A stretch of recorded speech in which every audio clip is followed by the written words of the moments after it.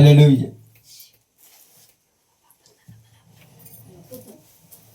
సమయానుకూలతను బట్టి దేవుని సన్నిధిలో ఉన్నటువంటి మనము కొద్ది మాటలు జాగ్రత్తగా చదువుదాం.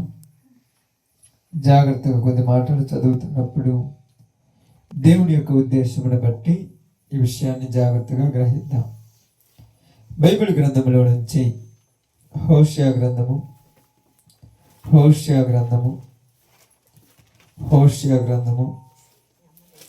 745వ పేజీ 745వ పేజీ 1వ అధ్యాయము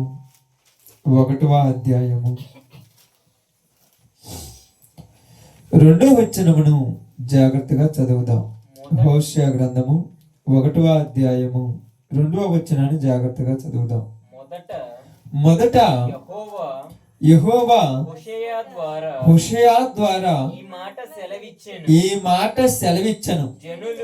జనులు యెహోవాను విసర్జించి బహుగా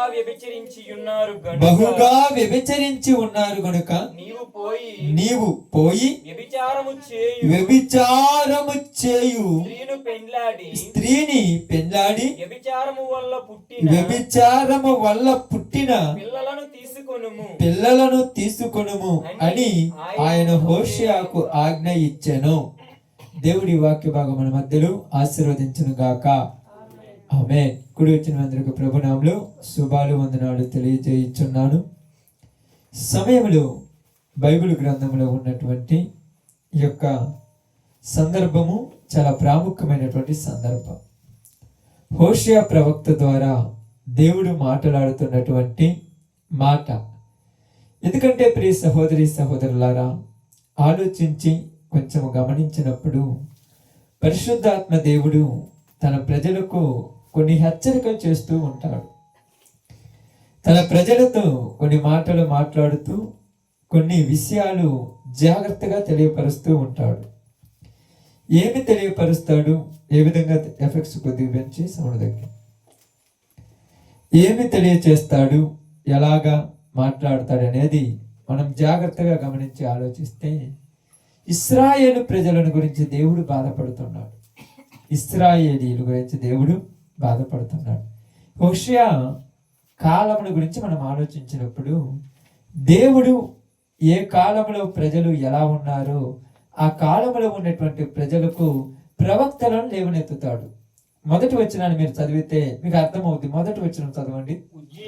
ఉజ్జియా, యోతాము, ఆహాజు, హిజ్కియా అను యూదా రాజుల దినములలో యెహోయాషు కుమారుడైన యెరోబాము అను ఇశ్రాయేలు రాజు దినములలోను కాలముల గురించి చెప్తున్నాడు. ఎవరంట? ఉజ్జియా, యోతాము, ఆహాజు, హిజ్కియా. వీళ్ళందరూ ఎవరు? యూదాకు రాజులు. యోధా అంటే తెలుసా? యోధా అంటే తెలుసమ్మా? మీకేం తెలియదు కదా. యూదా అంటే యూదా రాజులు అని అన్నారంటే ఇశ్రాయేలీలకు రాజు సపరేట్గా ఉన్నాడు. యూదా రాజులు అంటే వీళ్ళు ఏం చేశారంటే బాగా గమనించి ఆలోచించే యెరూషలేమును రాజధానిగా చేసుకొని రాజ్య పరిపాలన జరిగిస్తూ ఉన్నటువంటి రాజులు అయినా. ఇక్కడ ఇశ్రాయేలీలు అంటే వీళ్ళు షోమ్రోనును రాజధానిగా చేసుకొని అక్కడ రాజు ఉన్నాడు. ఇప్పుడేంది? ఇశ్రాయేలు రాజు అయిన యెరోబాము అను ఇశ్రాయేలు రాజుల దినములలో యెరోబాము అంటే ఎక్కడ ఉంటారు తెలుసా? యెరోబాము ఎక్కడ కనపడతాడు? సొలొమోను తర్వాత వచ్చిన యెరోబాము రాజ్యం చేస్తున్నాడు. ఇప్పుడు సొలొమోను తర్వాత యెరోబాము వచ్చాడు. మరి సొలొమోను తర్వాత యోధాను ఎవరు పరిపాలిస్తున్నాడు? రెహబాము. అది రెహబాము దినములు, ఇది యెరోబాము దినములు. కరెక్ట్ గా క్లారిటీ లేదుగా. ఏమిటి? ఉజ్జియా, యోతాము, ఆహాజు, హిజ్కియా అంటే ఎంత రోజులు పోల్చారు వీళ్ళు? బాగా గమనించి ఆలోచించండి. యెరోబాము వేరే యెరోబాము. బాగా ఆలోచనలోకి ఉండాలి, కాలంలో ఉండాలి. ఇప్పుడు మన కాలంలో ఉన్నాయి, మా నాన్నగారి తరం ఉన్నది, ఆ తరంలో ఉన్నది, ఆ తరంలో కూడా వెంకటేశ్వరులు ఉంటాడు. ఇప్పుడు వెంకటేశ్వరుడు ఉంటే ఆ వెంకటేశ్వరుడు ఉంటాడు. కుదురుద్ది. యెరోబాము ఇశ్రాయేలు రాజ్యాన్ని ఏలుతున్నాడు, యూదా రాజ్యాన్ని వీళ్ళు ఏలుతున్నాడు. అయితే ఇప్పుడు ఎవరి గురించి మాట్లాడుతున్నాడు దేవుడు? హోషేయని ఎవరి గురించి మాట్లాడుతున్నాడు? చూడండి, అక్కడ రాయబడిన మాట. మొదట యెహోవా హోషేయ ద్వారా ఈ మాట సెలవిచ్చాను, జనులు యెహోవాను విసర్జించి బహుగా వ్యభిచరించి ఉన్నారు గనుక నీవు పోయి వ్యభిచారము చేయు స్త్రీని పెండ్లాడి వ్యభిచారము వల్ల పుట్టిన పిల్లలను తీసుకొనుము. ఎవరి గురించి మాట్లాడుతున్నారంటే ఇశ్రాయేలీయుల గురించి మాట్లాడుతున్నారు. అక్కడ మీరు సందర్భం మొత్తం అయితే అర్థమవుతుంది. ఇశ్రాయేలీయుల గురించి మాట్లాడుతూ హోషేయ ఇటు రమ్మన్నాడు. ప్రవక్తలకు దేవుడు పిలిచినప్పుడు పోవాలి కదా, పోవాలా లేదా? రమ్మనగానే దేవుడు ఏదో బహుమానం ఇస్తాడు అన్నట్టు ఉపయోగాల దగ్గరికి, చెప్పు ప్రభా నేను ఉన్నాను అన్నట్టుగా చెప్పమంటే, నేను నీకు ఒక మాట చెప్తాను అన్నాడు. ఏం చెప్తున్నావంటే, నువ్వు పోయి వ్యభిచారం చేస్తున్నావు, నువ్వు పోయి పెళ్లి చేసుకోమన్నాడు. ఏందయ్యా? ఎవరిని పెళ్లి చేసుకోమన్నాడు? వ్యభిచారం చేస్తున్నావు, నువ్వు పెళ్లి చేసుకోమన్నాడు. ఇది కొద్దిగా బాధకరమేగా. దేవుడు చెప్పినప్పుడు చేయాలి, తప్పదు, ఏదేం చేయాల్సిందే. దేవుడు విషయ ప్రవక్త ఏమని చెప్పాడంటే కొన్ని విషయాల్లో, ఇదిగో నువ్వు ఒక సందర్భం అంటే ఇప్పుడు అర్థమవుతుంది చెప్పు, నువ్వు ఇంట్లో ఉన్నటువంటి పాత కొట్లని తీసుకొని ఒక మూత కట్టుకొని ఆ మూట నీ యొక్క నడుముల మీద భుజాల మీద పెట్టుకొని ఒంటి మీద వస్త్రాలు లేకుండా దిగంబరిగా వెళ్ళిపోమంటే, ఏందయ్యా ఈ సమయంలో నన్ను ఎట్లా వెళ్ళిపోమంటున్నావు? నీ ఇంటికంటే కన్నం కొట్టుకొని, ఏంటంటే ఇంటికి కన్నం కొట్టుకొని వాకిలు కొండ కాకుండా కన్నం నుంచి వెళ్ళిపోమన్నారు. 10 మంది చూస్తే ఏమని అనుకుంటారంటే, వాళ్ళు చూడటానికే నిన్ను అలా పొమ్మన్నాను అన్నాడు. ఎందుకంటే రేపు వాళ్ళకి అదే జరగబోతుంది గుర్తుగా. ఇప్పుడు ఆయన పిలిచి ఏంటంటే వ్యభిచారము చేయుచున్నామన్నది. వ్యభిచారం చేసే వాళ్ళంటే ఇప్పుడంటే పెద్ద పట్టింపులేం లేవు, ఇప్పుడైతే పెద్దగా కనపడరు. ఇదివరకు రోజుల్లో వ్యభిచారం చేయుచున్న వాళ్ళకు ప్రత్యేక గృహాలు ఉండే, ప్రత్యేకమైన ప్రాంతాలు ఉండే. అక్కడికి వెళ్ళి ఒక ఆమెతో మాట్లాడి వివాహం చేసుకొని రమ్మన్నాడు. ఎందుకు ప్రభు అంటే చెప్పిన పని చేయమన్నాడు. ఎందుకని అడగొచ్చా? మనం అడుగుతాం కదా, అడుగుతామా లేదా? రమ్మంటే ప్రధానంగా ఏం లేదు, భర్త భార్యను రమ్మంటే ఎందుకని అడుగుతుంది. రమ్మన్నప్పుడు రావాలి, ఎందుకు ఏందని అడగకూడదు. ఎందుకని అడుగుతాను అంటే అర్థమైంది, అర్థమైంది చెప్పండి. ఎందుకని అడుగుతున్నాం అంటే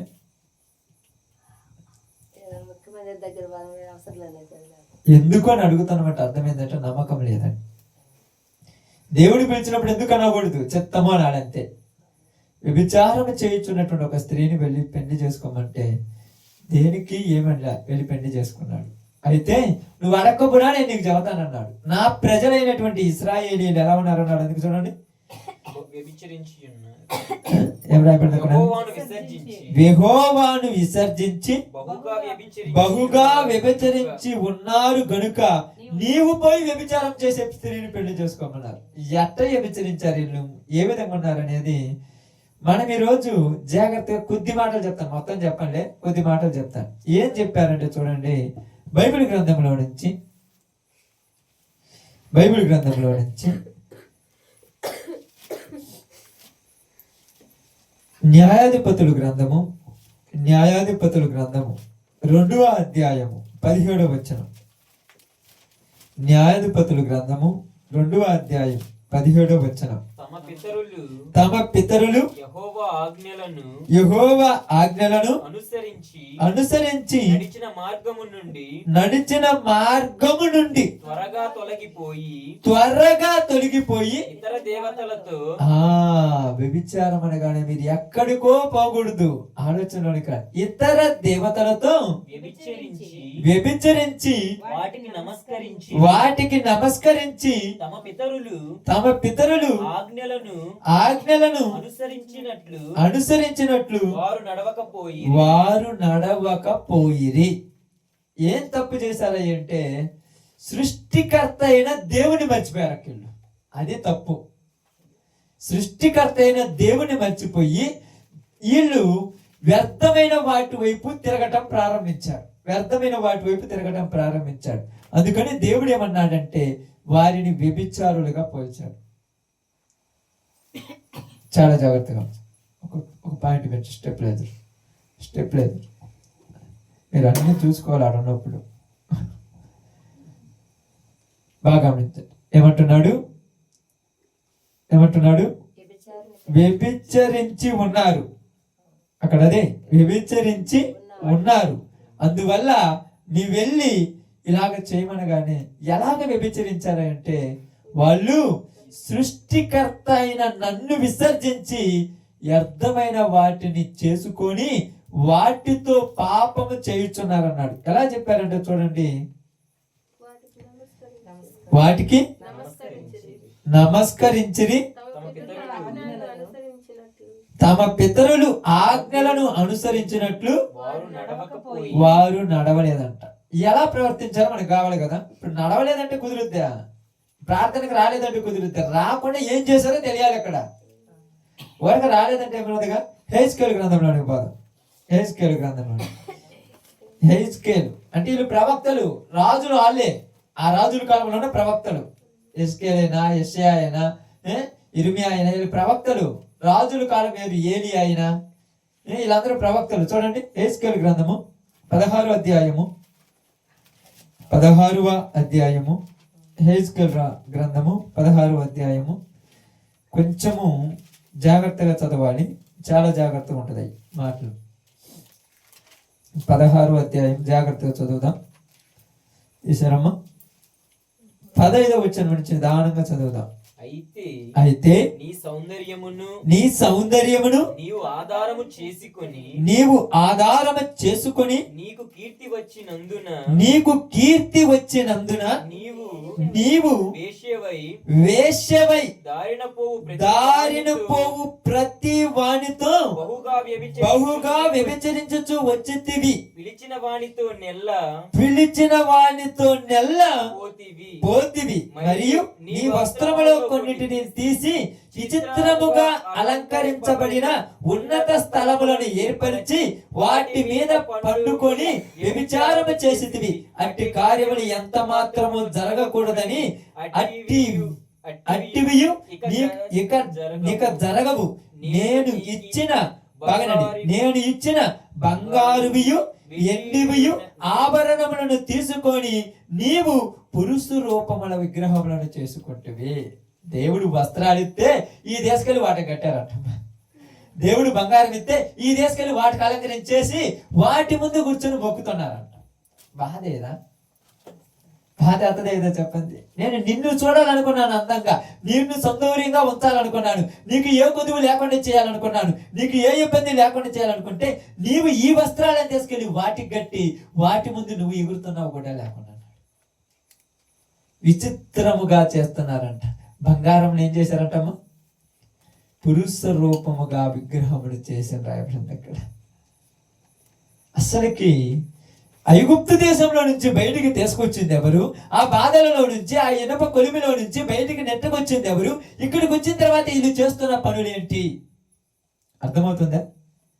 అసలు రక్షించింది ఎవరు?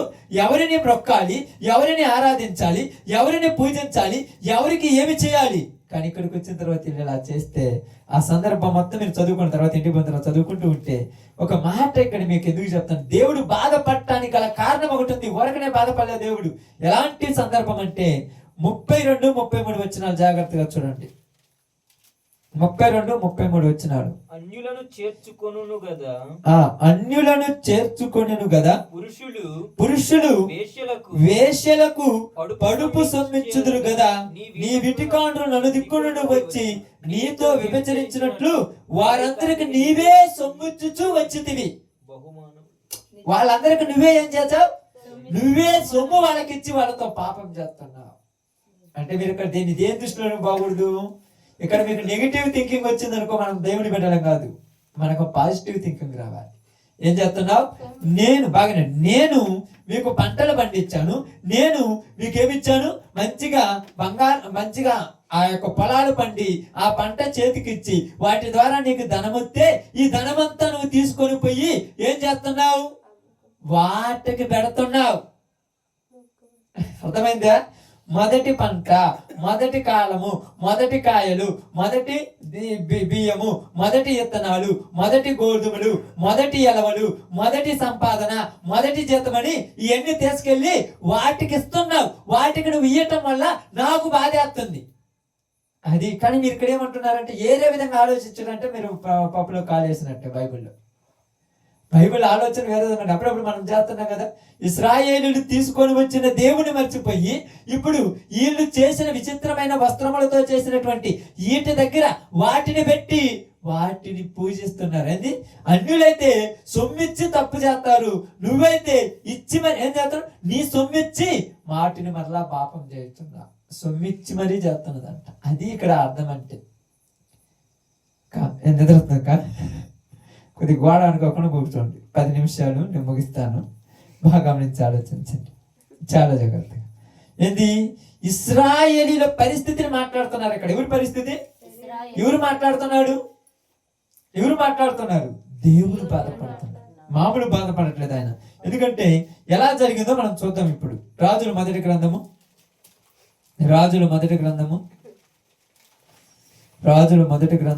11వ అధ్యాయము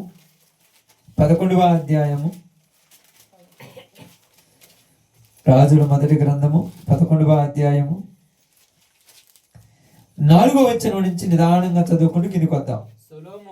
సొలొమోను వృద్ధుడైనప్పుడు అతని భార్యలు అతని హృదయమును ఇతరుల దేవతలతో త్రిప్పగా అతని తండ్రి అయిన దావీదు వలె అతని హృదయము దేవుడైన యెహోవా ఎడల యథార్థముగా కాకపోయెను. సొలొమోను బాగనండి. సొలొమోను అస్తారోతు అను సిదోనీల దేవతను, మిల్కోము అను అమ్మోనీల దేవతను, ఏయమైన దేవతను అనుసరించి నడిచెను. ఈ ప్రకారము సొలొమోను యెహోవా దృష్టికి చెడు నడత నడిచి తన తండ్రి అయిన దావీదు అనుసరించినట్లు యథార్థ హృదయముతో యెహోవాను అనుసరింపలేదు. సొలొమోను కోమోషు అను మోయాబీల ఏయమైన దేవతకును, మెలెకు అను అమ్మోనీల ఏయమైన దేవతకును యెరూషలేము ఎదుటనున్న కొండ మీద బలిపీఠములను కట్టించెను. ఆమేన్. ఏమి కట్టడానికి పిలుచుకున్నాడమ్మా సొలొమోను దేవుడు? మందిరం కట్టడానికి. మీ అందరికి తెలుసు కదా, మనకి ప్రత్యేకంగా చెప్పాల్సిన పని లేదు కదా. మొట్టమొదట దేవాలయం కట్టింది ఎవరు? మరి అంతకుముందు ఎక్కడ ఉన్నది మందసము? దేవాలయం కట్టుకోవడానికి పిలిస్తే దేవాలయం కట్టడానికి పిలిచిన సొలొమోను ఏం కడుతున్నాడు? కొండల మీదకి వెళ్ళి బలిపీఠాలు కడుతున్నాడంట. ఎవరికి? అస్తోరోతి దేవతకు, అమోయినుల దేవతలకు, వాళ్ళ దేవతలకు పోయి గుళ్ళు కడుతున్నారంట. కోపం రాదమ్మా? మామూలు కోపం అవుతుందా?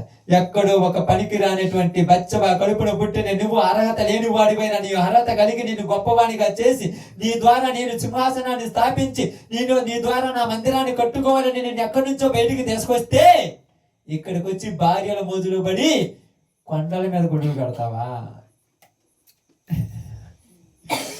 ఇప్పుడు ఎవరిని ఎక్కడ కట్టున్నాడు? నా దేవాలయం కట్టమంటే ఈ దేవాలయాన్ని కట్టడానికి టైం ఉందక్క? ఎవరికి టైం లేదు. ఆ దేవాలయాన్ని కట్టడానికి వెళ్ళిపోయాడు. అందుకేమన్నాడు తెలుసా? ఇశ్రాయేలీయులు చేసిన వ్యభిచార కార్యములను అన్నాడు. ఇక్కడ మామూలు కార్యం కాదు, అది ఈ వేశ్యలాగా మాట్లాడాడు. ఎందుకంటే ఒక వేశ్య నువ్వు పోయి పెళ్లి చేసుకోమని నేను ఎందుకు చెప్పానంటే, వేశ్య పెళ్లి చేసుకుంటే వేశ్య ప్రవర్తన ఎలా ఉంటుందో నీకు అర్థం అవ్వాలి. 4 రోజులు నీతో ఉంటుంది, మళ్ళీ తర్వాత తిరిగి వెళ్ళిపోతుంది. వెళ్ళిపోయేటప్పుడు నువ్వు ఎంత బాధపడతావు, తిరిగి పోయేటప్పుడు నువ్వు ఎంత ఏడుస్తావు. నేను పెంచుకున్న నా బిడ్డలు నా దగ్గరికి వచ్చి నా మాటలు విని నాతో సంతోషంగా ఆనందంగా ఉండాలని అన్ని ఇస్తే, ఎన్ని ఇచ్చినా మళ్ళా నన్ను విడిచిపెట్టి వెళ్ళిపోతుంటే నాకు ఎంత బాధ ఉంటుంది. ఆ బాధ మామూలు బాధ. భర్త భార్య తను సంతోషంగా ఉండాలని, ఆనందంగా ఉండాలని, ఆ భార్యకు సమృద్ధినిచ్చి, అన్ని ఆయురారోగ్యం ఇచ్చి, సంప్రదాయమైనటువంటి ప్రతిదీ ఇచ్చి, వస్త్రములను, ఆహారమును, సమృద్ధిని, ఇల్లు వాకిలి అన్ని ఇచ్చి, నీకు కష్టం రాకుండా ఇంట్లో కాలు బయట పెట్టుకొని నేను నిన్ను చూసుకుంటాను, నువ్వు నా యొక్క కష్టార్జితమును అనుభవిస్తూ సంతోషం అంటే, ఇప్పుడు పక్కదారులు చూస్తే భర్త కోపం రాదా? అదే దేవుడు అన్నాడు, ఐగుప్తుని ఇనప కొలుములో నుంచి బయటికి తీసుకొని వచ్చి ఇదిగో మిమ్మల్ని పోషిస్తున్నాడు. కానాను అనేటువంటి దేశంలో పాలు తేనెలు ప్రవహించే దేశంలోనికి తీసుకొని వచ్చి సమృద్ధికరమైన పంటను, సమృద్ధికరమైన ఆహారమును, సమృద్ధికరమైన దీవెనలు నేను మీకు ఇస్తే, నీవు ఈ పంట పండించిన తర్వాత ఈ పంటను తీసుకెళ్ళి అస్తారోతను దేవత ముందు పెట్టి నువ్వే మాకు ఈ పంట పండించావంటే నాకెంత బాధ అయ్యాలి. ఈరోజు ఎవరికి పెడుతున్నారు? దేనికి పెడుతున్నారు? రూపాయల కాగితం చేతికొస్తే దేవుడు సృష్టించినటువంటి ఎన్నెల వైపు చూసి ఇట్లా చూసి ఈ నెల అంతా నాకు డబ్బులు జ్యోతిలో ఉండాలని కళ్ళు మూసుకుని దాన్నే చూస్తాం. ఎంత పిచ్చోడు. సృష్టించిన దేవుడు సృష్టికర్త, మనుషులు భ్రమ. ఎందుకన్నాడు, ఇదిగో హోషేయ, నేను నీతో చెప్పే మాట మామూలుగా ఉండకూడదు, ఎందుకంటే ఈ ప్రజల పరిస్థితి అలాంటిదే. చూడండి, అది యెహెజ్కేలు గ్రంథము 8వ అధ్యాయము, తొందరగా 8వ అధ్యాయం 10వ వచనం ఒకసారి చదువుదాం. నేను లోపలికి పోయి చూచి తిని. బాగా గమనించి ఆలోచించండి. యెహెజ్కేలు గ్రంథము 8వ అధ్యాయము 10వ వచనం. ఇక్కడ యెహెజ్కేలు ప్రవక్త గురించి దేవుడు మాట్లాడుతున్న మాట. నేను లోపలికి పోయి చూచి తిని, అప్పుడు ప్రాకడి సకల జంతువులను ఆకారములను హేయమైన మృగముల ఆకారములను అనగా ఇశ్రాయేలీయుల దేవతల విగ్రహములన్నీ గోడ మీద చుట్టూను రాయబడిచున్నట్టు కనబడెను. మరియు ఒక్కొక్కడు తన చేతితో దోపార్తి పట్టుకొని ఇశ్రాయేలీయుల పెద్దలు 70 మందియు వారి మధ్యను శాపాను కుమారుడైన యజన్యాయు ఆ ఆకారములకు ఎదురుగా నిలిచి ఉండగా చక్కని మేఘమోలే ధూప వాసన ఎక్కుచుండెను. అప్పుడు ఆయన నాకు సెలవిచ్చినదేమనగా, నరపుత్రుడా, మమ్మును కానక ఇండును, యెహోవా దేశమును విసర్జించెను అని అనుకొని ఇశ్రాయేలు పెద్దలు చీకటిలో తమ విగ్రహపు గదులలో వారిలో ప్రతి వాడు చేయుదానని చూచుచున్నావు కదా. నువ్వు చూస్తున్నావా ఎలాంటి వాళ్ళు? ఇదిగో ఎక్కడో ఐగుప్తుల చేతులలో వాళ్ళ యొక్క చెప్పు చేతలలో వాళ్ళ కాళ్ళ కింద నలిగిపోతుంటే నేను బయటికి తీసుకొచ్చి వాళ్ళను గొప్ప వాళ్ళగా చేసి యుద్ధ వీరులుగా చేసి మంచి రాజ్యానికి ఇచ్చి వాళ్ళను రాజును ఏర్పరిచి నిలబెడితే ఇప్పుడు ఏం చేశారు వీళ్ళు? చీకటి గదిలోనికి వెళ్ళి లోపల ఆ గోడ మీద బొమ్మలు వేసుకొని ఆ బొమ్మల దగ్గర ఇశ్రాయేలీయుల పెద్దలు 70 మంది పెద్దలు, మళ్ళా ఆ పెద్దలు 70 మంది ధూపార్తి చేత పట్టుకొని మిగతా వాళ్ళందరూ ధూపములతో వాటికి ధూపం వేస్తున్నారంట. ఎంత చక్కగా రాశాడు యెహెజ్కేలు ప్రవక్తతో. నువ్వు చూడు, నువ్వు అనుకోవచ్చు ఎందుకు ప్రభు అయ్యని ఇంత చిత్రహింసలు పెడుతున్నావంటే, ఎందుకే వరకనే కొడతాడా? కారణం లేకుండా కొట్టడానికి ఆయన ఏమన్నా అజ్ఞానం కలిగిన వాడు కాదు, జ్ఞానం కలిగిన వాడు. అందుకంటారు, ఎందుకు ఊరకనే నా మీద కసురుకుంటావు? ఊరకనే నీ నూరు కసురుకోదు. నీ యొక్క పరిస్థితిని చూసి, నీ స్థితిని చూసి, నువ్వు చేసే వేషాలను చూసి, నువ్వు మాట్లాడే మాటలను బట్టి, నువ్వు చేస్తున్న పనులను బట్టి నీ మీద నాకు అసహ్యం వేసింది అన్నాడమ్మా. నీ మీద నాకు అసహ్యం వేసింది. ఒకసారి యెహెజ్కేలు లోపలికి వెళ్ళి చూడు, ఆ గది లోపలికి వెళ్ళి చూడు ఏం జరుగుతుందో. ఏం జరుగుతుంది గదిలో? ఏం జరుగుతుంది? ఏం జరుగుతుందంట గదిలో? గోడ ఒకటి ఉందంట, పెద్ద గోడ కట్టుకున్నారంట. ఆ గోడ మీదంట చతుష్పాద జంతువుల రూపములను రూపాల బొమ్మలు వేసుకున్నారు. గోడల మీద బొమ్మలు వేసుకుని ఆ బొమ్మలకు దూపం వేస్తున్నారు. ఎంత మంచోళ్ళమ్మా, ఎంత మంచోళ్ళు. చూడు, ఇప్పుడైనా చూడు. ఇప్పుడు నేను వీళ్ళందరినీ ఏం చేస్తానండి? ఇప్పుడు హోషేయ గ్రంథంలోనికి రండి. హోషేయ ఇస్యా కాదు, హోషేయ. చూడండి, ఆ దినమున నేను యెజ్రెయేలు లోయలో ఇశ్రాయేలు వారి విల్లును విరుతును పిమ్మట ఆమె బాగనడి ఆమె గర్భవతి అయి అతనికి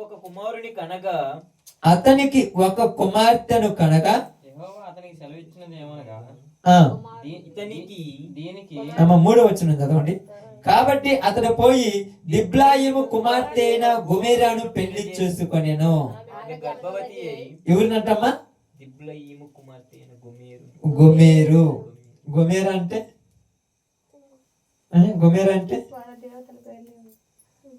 ఏమి విచారం చేశామా? గొమెరా అంటే అర్థం ఏమిటంటే లోపరహితము. ఏమి జీవితం అంతా లోపాలతో ఉన్నది.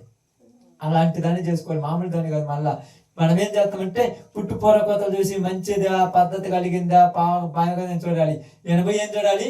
ఇక్కడ ఎక్కువ విచారం చేసేది ఊరో చెప్పమన్నాడు. పోయి ఇదిగో అలా ఇల్లు పోమంటే నేను నిన్నే చేసుకుని ఏందయ్యా మంచోళ్ళు కావాలనుకుంటారు, బంగారమైన వజ్రం కావాలి, నువ్వేంది ఇట్లా అంటున్నావు అంటే, నాకేం చేయమంటావు అమ్మా? నన్ను ఒక ఆయన పిలుచుకున్నాడు, ఆయన పోయి ఎట్లా ఆమెనే చేసుకోమన్నాడు, నన్నేం చేయమంటావు? తప్పదన్నాడు. ఓకే, అసలు నన్ను ఊరు కూడా చూడటానికి కూడా ఇష్టపడట్లేదు, నువ్వు పెళ్లి చేసుకుంటాను, నేను ఎందుకు వద్దంట, నాకు ఒక కుటుంబం ఎత్తానంటే సంతోషంగా చేసుకుంటాను. ఆమె చేసుకుంది, దేవుడు చెప్పాడు కూడా చేసుకుంది. ఇప్పుడు బాగా నుంచండి, ఆమె వివాహం చేసుకున్న తర్వాత ఆమె గర్భవతి అయి అతనికి ఒక కుమారుని కనగా యెహోవా అతనితో ఇలాగూ సెలవిచ్చెను, ఇతనికి యెజ్రెయేలని పేరు పెట్టుము. యెజ్రెయేలులో యెహోవా ఇంటి వారు కలుగ చేసుకున్న రక్త దోషమును బట్టి ఇక కొంతకాలం నేను వారిని శిక్షింతును, ఇశ్రాయేలు వారికి రాజ్యం ఉండకుండా తీసివేతును. ఏమన్నాడమ్మా? యెజ్రెయేలు అని పేరు పెట్టమన్నాడు. ఎవరికి? అతనికి ఒక కుమారుడు పుట్టాడు, యెజ్రెయేలు అని పేరు పెట్టమన్నాడు.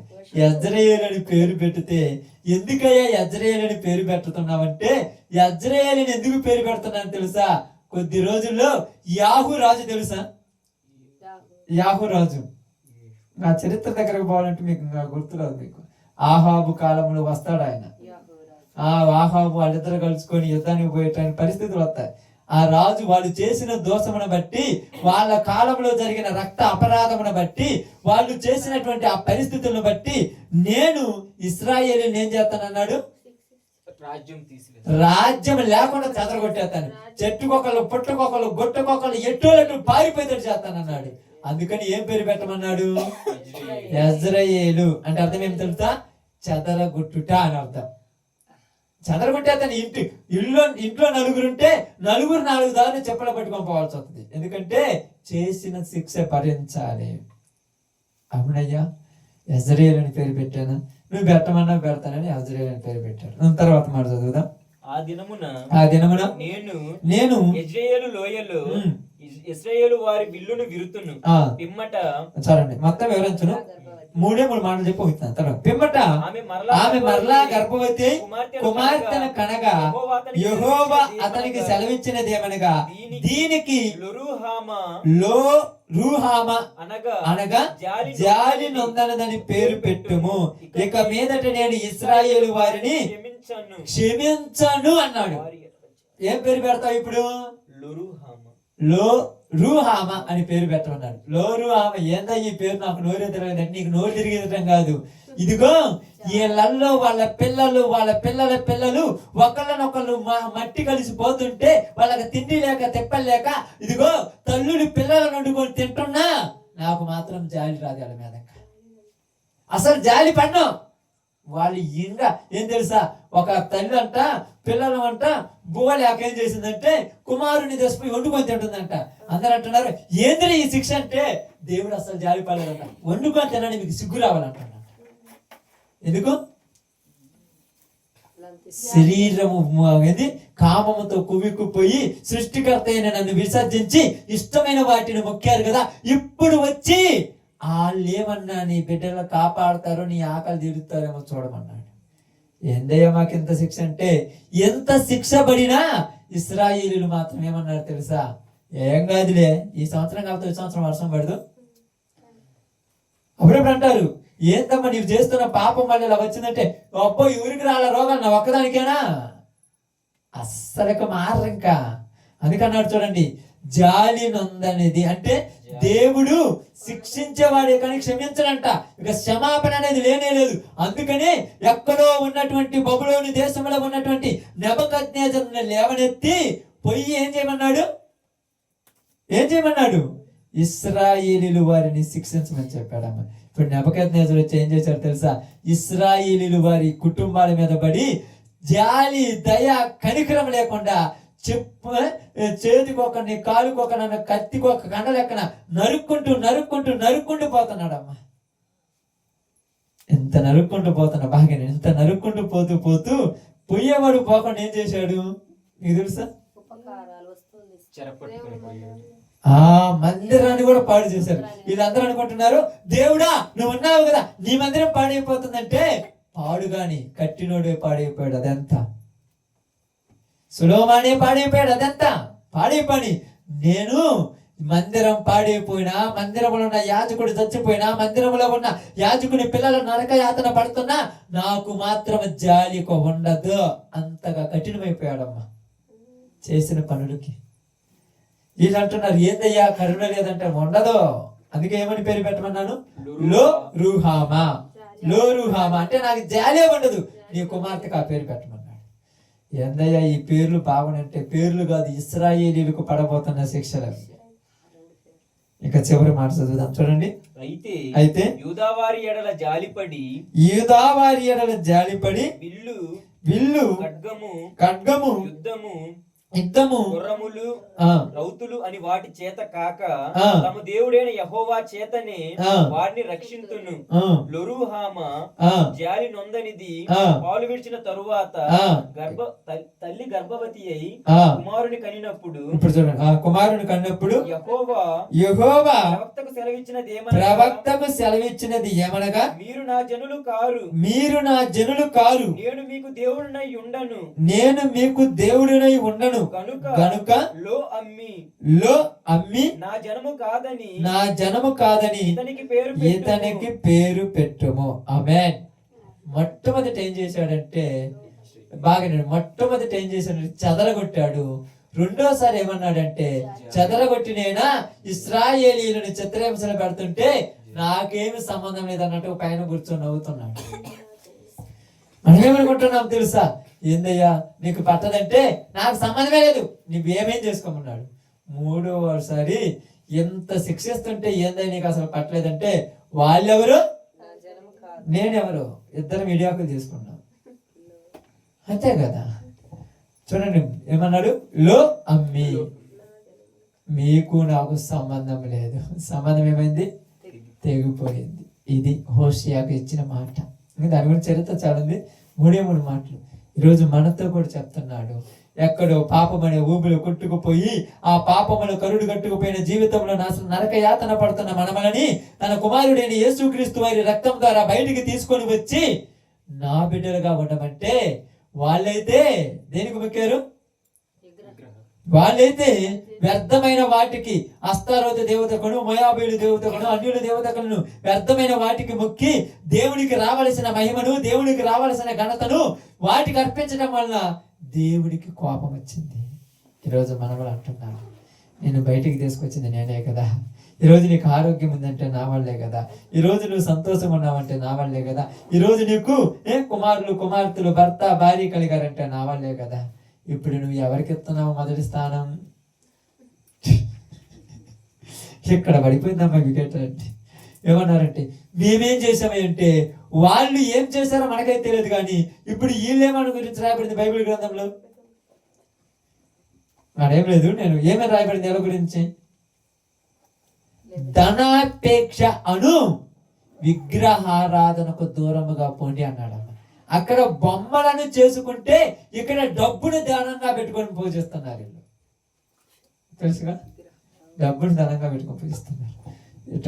ఇటు కళ్ళకు అద్దుకొని లోపల దాచిపెట్టుకుంటారు డబ్బు.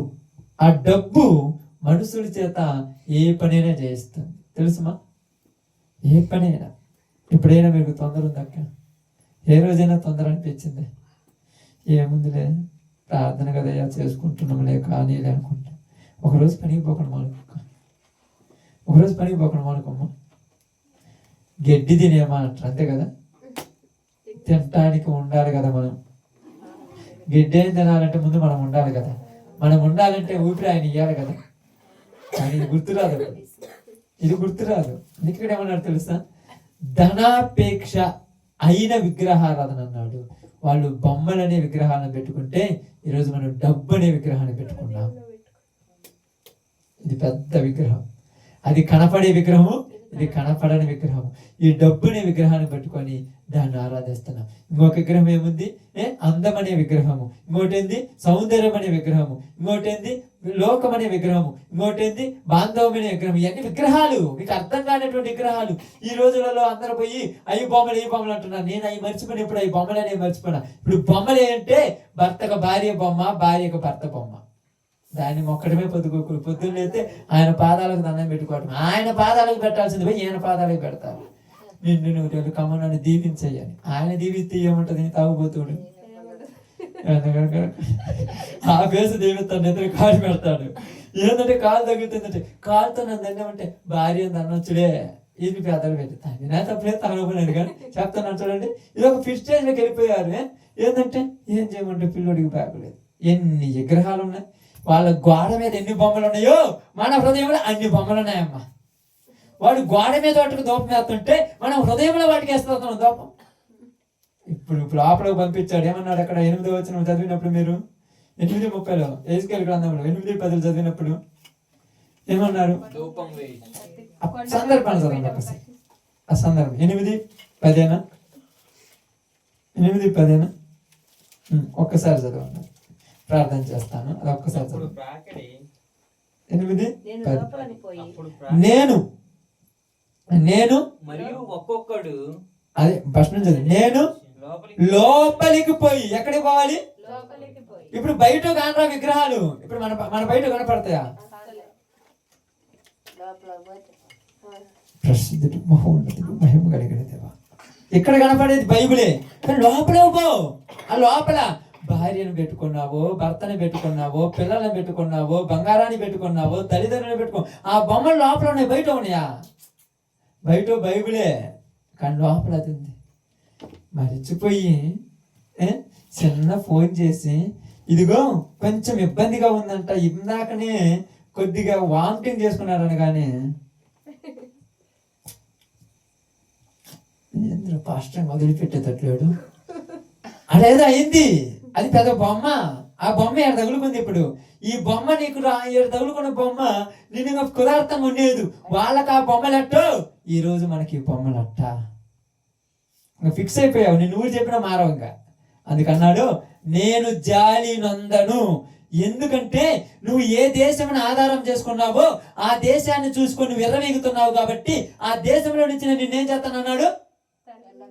నువ్వు దేన్ని ఇప్పుడు ఆధారం చేసుకొని విర్రవీగుతున్నావో ఆ పిల్లలే నీ కళ్ళ ముందు చెడిపోయేటట్టు నేనే చేస్తున్నాను అన్నాడు. నీ మాట వినట్లా నీ భర్త, నీ పిల్లలు నీ మాట వినట్టు, ఎందుకంటే నువ్వు ఎక్కువ పూజ చేస్తున్నావు వాళ్ళని. విగ్రహారాధన పూజ పోయింది, మనం చేయం విగ్రహారాధన పూజ. అంత పిచ్చోళ్ళమా? ఇప్పుడు ఏళ్ళను పూజ చేయడమే సరిపోయి పొద్దుగూకులు, అంతే కదా. మోకాళ్ళ మీద కూర్చొని ప్రార్థన చేస్తారా? ఎంత బాగా ప్రార్థన చేస్తారంటే, యేసయ్యా వందనాలయ్యా, స్తోత్రాలయ్యా. పొద్దున అనగా వండు, అడిగి వండు, ఏం చేస్తాడో, ఎక్కడున్నాడో ఏడో, పిల్లోడు బడికి పోయిండో పోలేదు. లోపల అది, బయట మాత్రం యేసయ్యా యేసయ్యా యేసయ్యా, లోపల ఉన్న పూజ అది. ఇప్పుడు విగ్రహాలు అందుకని ఏమన్నారు తెలుసా? నీ లోపల ఉన్నదాన్ని మొత్తం చంపేసి నీ లోపల నన్ను ఉంచుకోమన్నాడు ఆయన. కష్టం కదా, కష్టం కదమ్మా. నా పాపం చెల్లెలు అంటుంది, అన్న లోకంలో ఉన్నాం కదంటే, లోకంలో లేవు, చచ్చిపోయాం, లోకంలో దేవుళ్ళో ఉన్నాం, అందుకే ఏది వద్దనాలి. కష్టం కదంటే మనం కష్టం అనుకున్న వరకు ఆయన కష్టం అనుకున్నంటే కనికరం చూపించాడు. తాగడమ్మా కష్టం అనుకుంటాడు కొద్ది గొప్పసారి. ఇశ్రాయేలుని ఎంత మోసుకొని వచ్చాడమ్మా.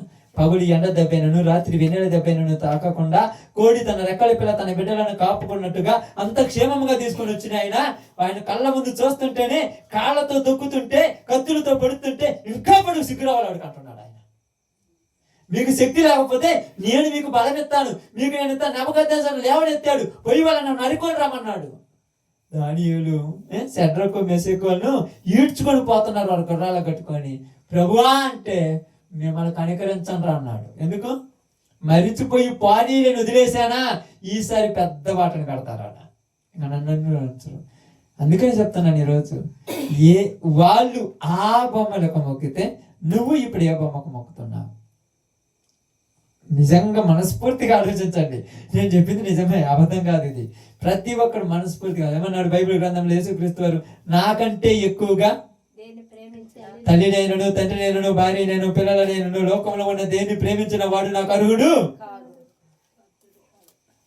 బైబిల్లో చెప్తాను అన్నీ ఏమంటు ఏంది ఏసీ అన్నిటిని వదిలిపెట్టమనంటే ఆయన పిచ్చోడా? అన్నిటిని వదిలిపెట్టమనలా, అన్నిటికంటే ఎక్కువ నన్ను ప్రేమించు, అప్పుడు అన్ని నీకు ఇస్తానన్నాడు. అప్పుడు నీ భార్య బాగుంటుంది, నీ భర్త బాగుంటాడు, నీ పిల్లలు బాగుంటారు, నీ కుటుంబం క్షేమంగా ఉంటుంది. కానీ వాటిని చూసుకొని నన్ను వదిలేస్తే వాటిని నీకు నేను దూరం చేస్తానన్నాడు ఆయన. ఈరోజు చాలా మంది బాధలు ఏంటంటే ఎక్కువ మనసంతా వాటి మీదే. తెలుసా తెలియదు? అంత పిల్లలు ఉంటారు పాప, మనకు పాపలు బంగారుతలు ఎంతమంది పిల్లలు ఉంటారు. బయటికి పోతే కూకుంటారు, లోపల ఉంటే చూస్తుంటారు, ఏడున్నా చూస్తుంటారు. వాడు ఏడికి పోతున్నావు, ఈడికి పోతే ఏం చేస్తున్నావు, అబ్బా ఎంత ప్రేమ. ఏ రోజైనా బైబిల్ ఆడుందో తెలుసు? ఈ వారం అంతట్లో ఆడుందో చూసినవా? ఏది బైబిల్ అంటే ఆదివారం కదా పాస్టర్ వచ్చేది, ఇప్పుడు దాంతో నాకు పని. ఆదివారం దాకా అది బుజ్జి పెట్టుకోవాల్సిందే. వారం మొత్తం మీ పిల్లలను చూడకుండా ఉంటారమ్మా, ఉంటుంది లేదా? దూరం పోయినట్టు, దూరం పోయినా కూడా ఫోన్లు మాట్లాడుతుంటే, వీడియో కాల్స్ అంటుంటే, అబ్బాయి ఎంత ప్రేమలో, కనరాని ప్రేమలు, కనపడే ప్రేమలు కాదు. దేవుడు ఏమంటున్నాడంటే చూసుకోవద్దన్నట్ల మొదటి స్థానం నాకి, మొదటి స్థానం నాకి. ఎందుకంటే నీకు ఊపిరిచ్చింది నేను, నీ పిల్లలకు ఊపిరిచ్చింది నేను, నీ భార్యకు ఊపిరిచ్చింది నేను, నీ భర్తకు ఊపిరిచ్చింది నేను, నీ జీవం ఉన్నది నా వల్ల. అందుకని మొదట నన్ను ప్రేమించు. నన్ను ప్రేమించినోడు ఎవరినైనా ప్రేమిస్తాడు. అది గుర్తుపెట్టుకోవాలి మీరు ఎప్పుడు. కాబట్టి ఏమన్నారు అక్కడ చూడండి, అక్కడ మనం చూసినప్పుడు ఆ యొక్క మాటలు మనం గమనించినప్పుడు చెదరగొట్టేస్తాడు, జాలి పడడు. తర్వాత నీ కళ్ళ ముందే నిన్నే నువ్వెవరివో నాకు తెలియదు అంటాడు. అన్నాడా లేదా? ఎక్కడ అన్నాడు? మీ అందరికీ తెలుసు కదా. అయ్యా నీ నామంలో దేవుని ఎల్లగొట్టలేదా, ప్రార్థన చేయలేదా, రాత్రి పగులు, ఆదివారం, సోమవారం, బుధవారం, ఉదయం సాయంత్రం వద్దన్నా కూడా ఓరలో పెట్టి ప్రార్థన పాడేది ఎంతమంది పిలిచినట్టే, నువ్వెవరో నాకు తెలియదు అన్నాడు. ఇది అంట అన్నాడు. అనొచ్చు అసలు, అనొచ్చక్క, అనొచ్చా? ఏ బాగుందో మనలో, ఎవరికి తెలుసు? ఊర్లో ఏ బాగుందో ఆయనకెందుకు తెలుసు? ఆయనకంటే ముందు మనకు తెలుసు. మనలో కూడా నీకు తెలియకుండా ఉంటుందా? నాలో ఏ బాగుందో నీకు తెలుసా? నీకు తెలియదు, నాకు తెలుసు, దేవుడికి తెలుసు.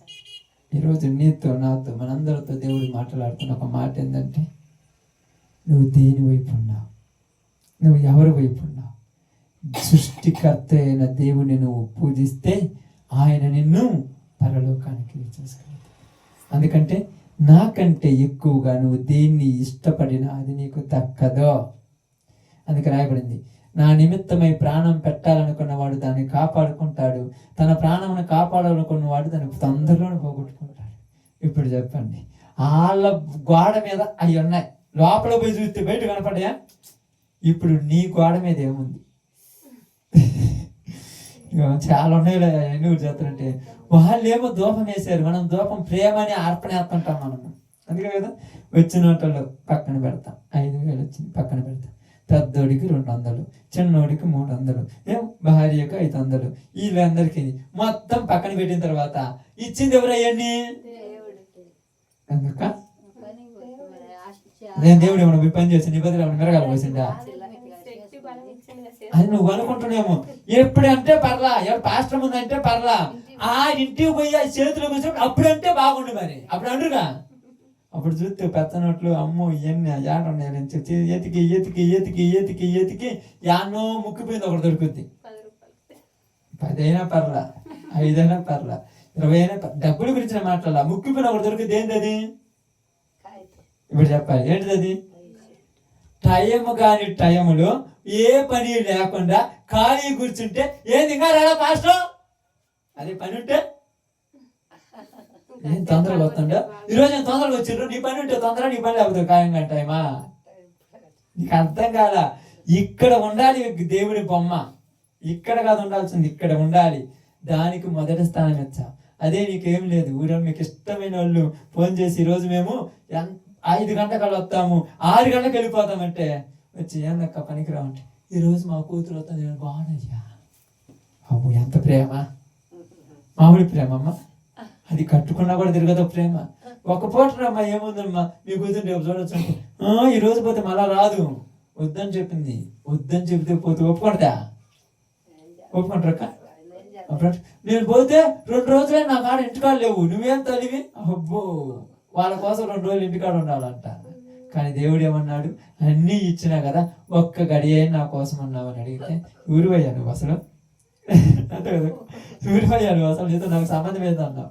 అందుకని ఇశ్రాయేలీయులను చెదరగొట్టాడు, ఎదరగొట్టాడు, శిక్షించాడు, క్షమించకుండా జాలి కూడా పడకుండా వదిలేసి అసలు మీరెవరో నాకు తెలియదు అన్నాడు. ఈరోజు నీలో నాలో అలాంటి బొమ్మలు ఉంటే, అలాంటివి పెట్టుకోమలే, ఇలాంటి బొమ్మలు ఉంటే ఇప్పుడు కూడా నువ్వెవరో నాకు తెలియదు అంటాడు. జాగ్రత్త. ఓకే, అందరు తల వంచండి, ప్రార్థన చేద్దాం. అందరూ ప్రార్థనలోకి వెళ్తాం.